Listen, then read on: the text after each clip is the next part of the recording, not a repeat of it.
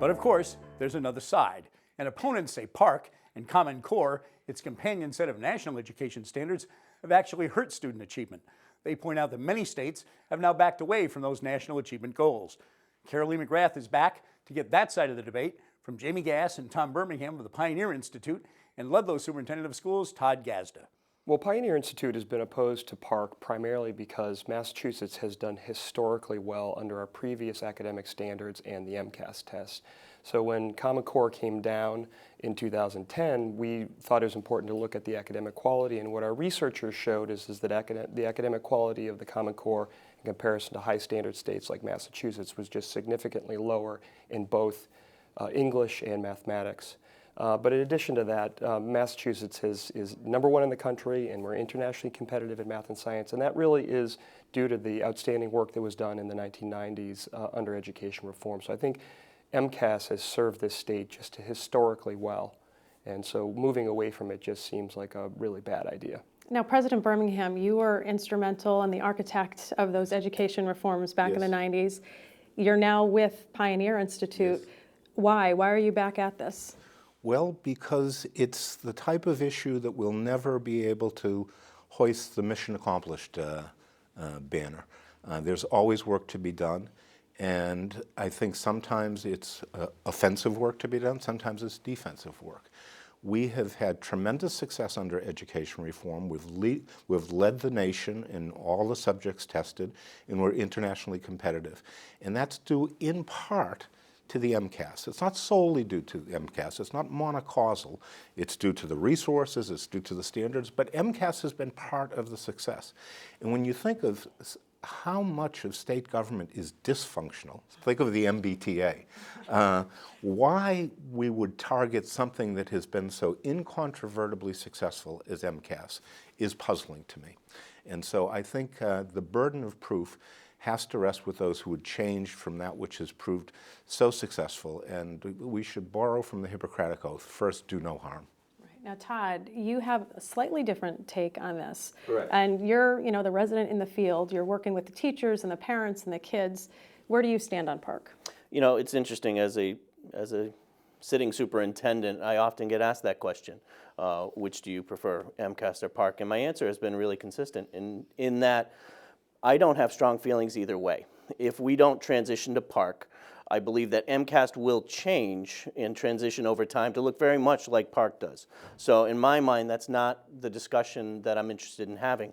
In my mind, the discussion is and should be larger than that, and that is it's time to take a look at how we're using standardized testing in this state. Right now, it is the primary indicator, if you will, of student achievement and the performance of schools. And I think that is short-sighted. The discussion needs to be broader. Assessments are an important part of education. Teachers use them on a daily basis. But the manner in which standardized testing is being used in this state and across the country is, in my mind, inappropriate and at this point risen to a level of inhibiting true reform in education. There will be a test. Under the No Child Left Behind law, there's a mandated test requirement. Every state must have a test.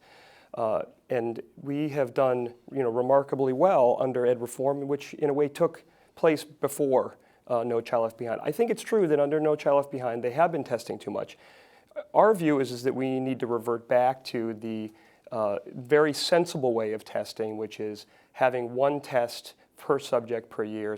And the previous Massachusetts standards that were developed in the 90s and early 2000s really are remarkable. They have a deep commitment to classic literature, poetry, and drama, the liberal arts, history, as well as very high quality mathematics. The thing that has been one of the keystones of our success on international math and science testing was that we had access to Algebra 1 in the 8th grade. Right. It's the gateway for all higher level mathematics. That's what the highest performing countries in the world have done. Common Core and PARCC really moves us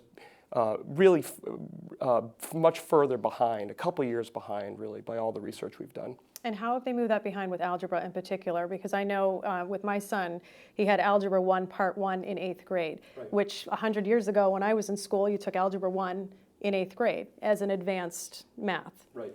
15,000 pieces of research for the National Math Panel make it clear that kids have to have Algebra 1 in the 8th grade. Algebra 1 is the gateway for all higher level mathematics. If kids have access to Algebra 1 in the 8th grade, that allows them to get on a trajectory through high school where they can do pre-calculus, calculus, and trigonometry, which are the part of the STEM fields. And again, Massachusetts, California, South Korea, Singapore, Hong Kong, all the high-performing states or countries have access to Algebra 1 in the 8th grade. That is, I think, a major academic deficiency of the Common Core that unfortunately, if we go with PARCC, will get locked in.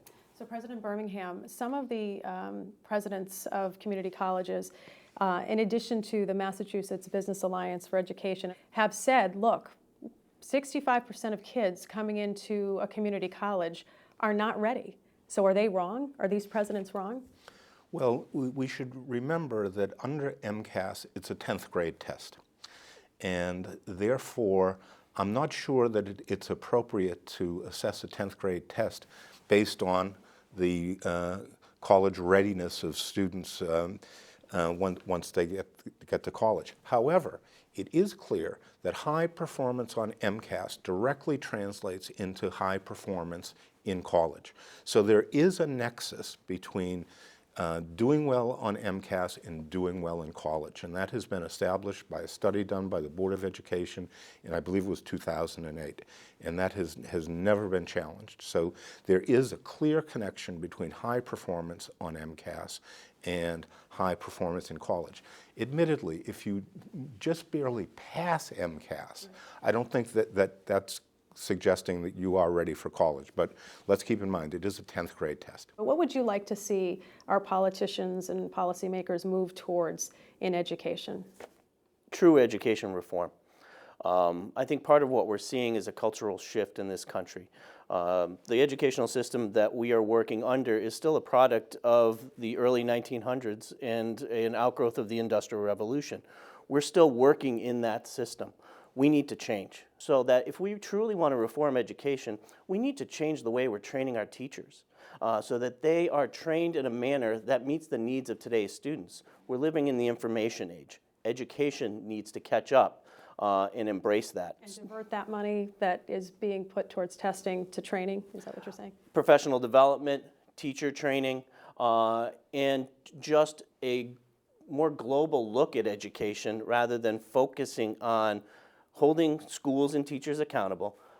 School systems are very accountable. I'm accountable to my school committee. We're accountable to our towns. We're accountable to the state through various reviews. We're accountable to the federal government. Accountability is there. What we need is a discussion about moving our schools forward. All right, and I don't think this discussion is going to end anytime soon, and as we wait for this decision in mid-November, thank you all so much for joining us. Thank you for having Carolee. me.